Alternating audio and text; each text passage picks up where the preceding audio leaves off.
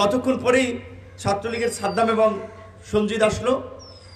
সাদ্দাম কিছুক্ষণ কথা বললো, সঞ্জিদ এসে হুমকি দামকি শুরু করলো। আমি বলছিল, ভাই দেশে অনেক ইস্যু আছে, সেগুলো নিয়ে কথা বলো, ভারতের ইস্যু নিয়ে কোনো কথা বলো না, তাহলে কিন্তু ছাত্রলীগের ছেলেরা ঝামেলা করবে। আপনার বিবেক এটা সমর্থন করে যে ভারতের একটা ইস্যু নিয়ে কথা বললে ছাত্রলীগ হামলা করবে? ডাকসু হামলার ঘটনাটি কেন ঘটেছিল আমাদের নিশ্চয়ই আপনাদের মনে আছে। ওই একই বছর ভারতে এনআরসি এবং সিএএ, সিটিজেন অ্যামেন্ডমেন্ট অ্যাক্ট, যেটা পরবর্তীতে সিএবি হয়েছে, যে সিটিজেন অ্যামেন্ডমেন্ট বিল, যেটা বিল আকারে পাশ হয়েছিল, সেই বিলের মাধ্যমে মূলত ভারতে মুসলমানদেরকে নাগরিকত্বহীন করার একটা প্রচেষ্টা চালানো হয়েছিল। কনসেন্ট্রেশন ক্যাম্পে রাখা হবে, তারপর তাদেরকে বাংলাদেশে পাঠানো হবে। এটা ভারতের যে উগ্র হিন্দুত্ববাদী দল বিজেপি, তাদের একটা পলিসি ছিল। আমরা ভারতের সেই এনআরসি এবং সিএবি সেটার প্রতিবাদে একটা প্রেস রিলিজ দিয়েছিলাম। আকরাম, নাহিদ এবং সে পরে জানতে পারলাম মাহফুজ নোট করেছে, এখন যে আমাদের উপদেষ্টা মাহফুজ বললো, ভাই এটা তো লিখছে কে জানেন? আমি বলছি না, সেটা আমি জানি না, আকরামকে দায়িত্ব দিয়েছিলাম। সেদিন গর্বভরে বললো ওটা কিন্তু আমার লেখা ছিল।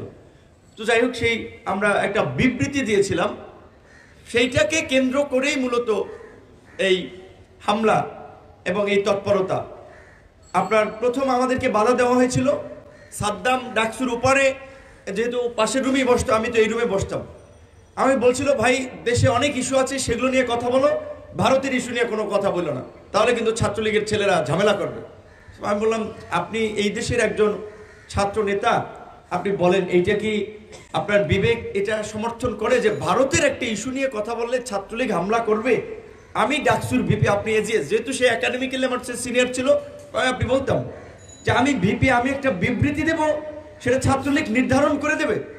হামলা হইলে পরিস্থিতি প্রয়োজনে পাল্টা হবে, কিন্তু আমরা বিবৃতি দেব, আমাদের কার্যক্রম আমরা চালাবো।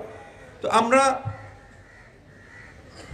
এই 22শে ডিসেম্বরের আগে 19শে ডিসেম্বর প্রথম রাজু ভাস্কর্যের ওখানে আপনার আমাদের আন্দোলন সংগ্রামে বাধা দেয়, হামলা হয়।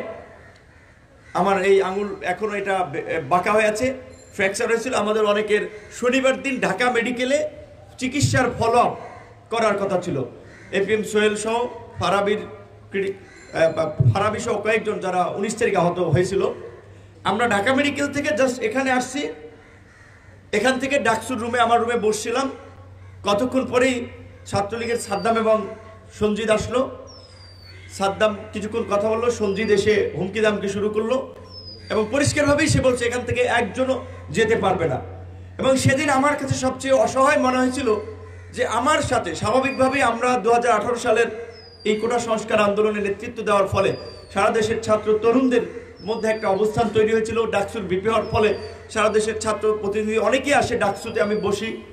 সেদিন ঢাকা কলেজের এই এখন ছাত্রাধিকার পরিষদের সেক্রেটারি নাজমুল, কবি নজরুল কলেজের রাজ, আরো অনেকে নাম মনে এই মুহূর্তে সবার নাম হয়তো মনে করতে পারছি না, আমার সামনে থেকে একজনকে টেনে টেনে নিয়ে যাচ্ছিল যে ওরা বহিরাগত, ওরা কেন ডাকসুর তোমার রুমে আসবে?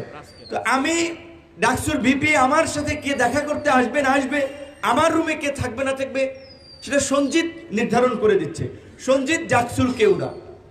এই ঘটনা তখন বিশ্ববিদ্যালয়ের আরেক অপদার্থ প্রক্টর, যেটা ইতিমধ্যে আমাদের বলছে যে তিনি স্পষ্টতই একটা বিকৃত মস্তিষ্কের মানুষ ছিলেন, শিক্ষক নামে কলঙ্ক ছিলেন।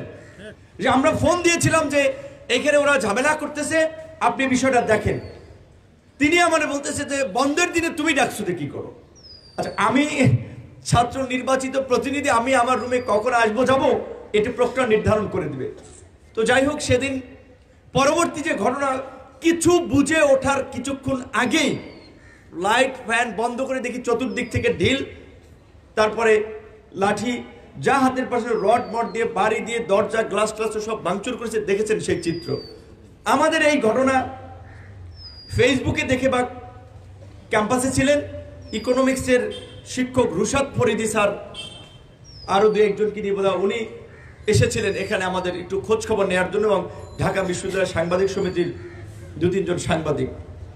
তো শিক্ষক রুশাদ ফরিদি স্যার, ওনাদের মতো শিক্ষক, তাহলে ওনাদের দেখলে এমনি মাথা অবনত হয়ে যায়, ছাত্র হিসেবে সম্মান জাগে। কিন্তু গোলাম রব্বানির মতো কুলাঙ্গার প্রায় শিক্ষক নামের কুলাঙ্গার। সরাসরি হামলায় তিনি দাঁড়িয়েছিলেন এই প্রক্টর অফিসে, এবং আমাদের সোরাব তাকে গিয়ে ইনফর্ম করেছিল যে ডাকসুতে হামলা হচ্ছে, মেরে ফেলবে। পরে বলছে তুমি ওইদিকে যাইও না। সে সব কিছু মানে জাস্ট অপারেশন তিনি করিয়েছেন থেকে, যেমনিভাবে শেখ হাসিনার আমলে এই ছাত্রলীগের আরেক কুলাঙ্গার যারা পুলিশে এটি জিজিএফআই এনএসআই বিভিন্ন গোয়েন্দা সংস্থায় ছিলেন, তারা যেমন মিলেমিশে নিরীহ আলেম ওলামাদেরকে জঙ্গি বানিয়ে বিভিন্ন বাড়ি ঘেরাও করে জঙ্গি নাটক করত, সেই অপারেশন পরিচালনা করত, ঠিক গোলাম রব্বানী তাই করেছেন। আরেক ঢাকা বিশ্ববিদ্যালয়ের ভিসি ছিলেন আখতারুজ্জামান, ঢাকা বিশ্ববিদ্যালয়ে অনেক ভিসি ছিলেন। মুক্তিযুদ্ধের সময় বিচারপতি আবু সাইদ চৌধুরী ঢাকা বিশ্ববিদ্যালয়ের ভিসি ছিলেন। তিনি জেনেভা একটি কনভেনশনে গিয়েছিলেন। 7ই মার্চের আক্রমণের পরে তিনি 25শে মার্চের আক্রমণের পরে তিনি ওখানে থাকেন নাই। তিনি বলেছিলেন আমার বিশ্ববিদ্যালয় আক্রান্ত, আমার ছাত্ররা আক্রান্ত, আমি থাকবো না। এবং সেই ঘটনায় তিনি পদত্যাগও করেছিলেন।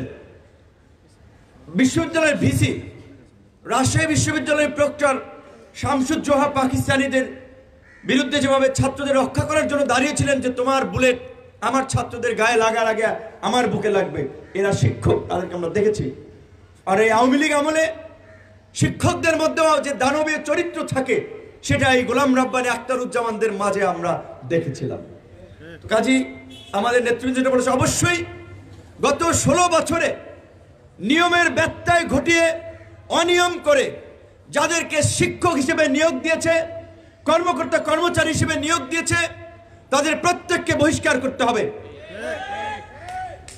2018 সালের এই কোটা সংস্কার আন্দোলনে ছাত্রদের দাবি নিয়ে আন্দোলন করতে গিয়ে এই লাইব্রেরির সামনে আপনারা দেখছেন ফুটবলের মতো আক্রমণ করেছিল, মেরেছিল। সেই হামলাকারীরা পুলিশের এসআই পদে এখনো চাকরি করছেন। লাইব্রেরিতে ছাত্রলীগ নেতা হাফিজ নাকি এখনো চাকরি করে। আমরা দেখেছিলাম, দেখতে চেয়েছিলাম প্রশাসন কি করে। পরিষ্কার কথা, 4 মাসে সরকারের প্রশাসনের যে কর্মকাণ্ড সেটা খুব সন্তোষজনক না। সেটা বিপ্লবের পরে প্রতি বিপ্লবের ঝুঁকি বাড়িয়ে দিয়েছে। তাই আমাদের পরামর্শ থাকবে, এই ধরনের অভ্যুত্থান এবং বিপ্লবের পরে কিছু শক্ত পদক্ষেপ নিতে হয়। এই ট্রাইব্যুনাল বিচারিক প্রক্রিয়ার এই দীর্ঘসূত্রিতার দিকে না গিয়ে যারা গণহত্যায় জড়িত ছিল, ফায়ারিং স্কোয়াডে দাঁড়িয়ে তাদেরকে সরাসরি গুলি করে মেরে দেওয়া উচিত। কারণ ওই বিচার প্রক্রিয়ায় দেশি হস্তক্ষেপ আসবে, বিদেশি হস্তক্ষেপ আসবে, মানবাধিকার কমিশন আসবে, এনজিও আসবে, অনেক ধরনের তৎপরতা। তারপরে শেষ পর্যন্ত এগুলো করতে করতে আওয়ামী লীগ পুনর্বাসনের সুযোগ পেয়ে যাবে এবং ওই যে মাস্ক পরে, গামছা পরে, মধুর ক্যান্টিনে এসে রাতে মিছিল করে ওই আপনার বিভিন্ন জায়গায় দাঁড়ায়। তাই নিরীহ মানুষকে, নিরপরাধ মানুষকে, সাধারণ আওয়ামী লীগার তাদেরকে ক্ষমা করে দেওয়ার আমরা পক্ষে। কিন্তু যারা গত 16 বছরে এই ডাকসু হামলার মতো ছাত্র দলের অসংখ্য ছেলেকে মেরে রক্তাক্ত করেছে, এই ক্যাম্পাসে এমন কোনো ছাত্র সংগঠন নাই যে যারা শিবিরের ছেলেরা ছাত্র দল, তারা ছাত্রলীগের হাতে মাইর খায় নাই।